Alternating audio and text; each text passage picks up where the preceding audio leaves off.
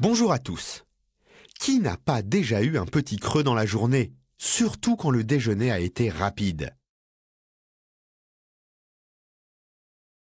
Entre deux réunions, dans les transports, devant son ordinateur, nous déjeunons parfois sur le pouce. 62% des Américains pratiqueraient le desktop lunch, c'est-à-dire le fait de manger devant son ordinateur. En France, il s'agit de 3 personnes sur 10. Dans ce cas, mieux vaut éviter la nourriture industrielle parce qu'elle peut être très grasse et ne permet pas d'avoir un repas équilibré. Vous pouvez à la place opter pour un sandwich qui vous apportera des féculents, des protéines et un peu de légumes. Et si vous avez rendez-vous à l'autre bout du pays et déjeunez dans le train ou dans l'avion, pensez à boire beaucoup car la climatisation a tendance à dessécher. Il est 16 heures, vous avez mangé un sandwich et vous avez un petit creux. Que faire?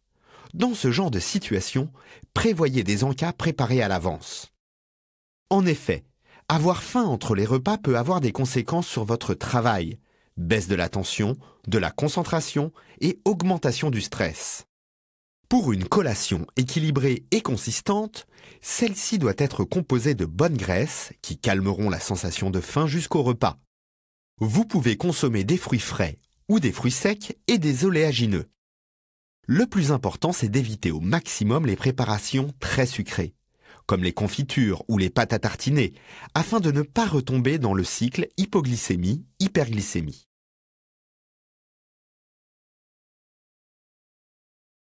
Arrivé sur votre lieu de rendez-vous, le dîner se fait sous forme de buffet.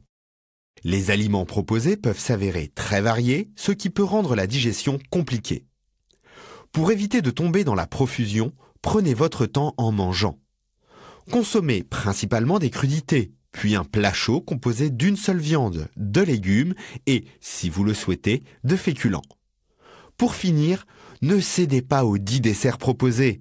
1 ou 2 suffiront largement. Merci de votre attention et à bientôt.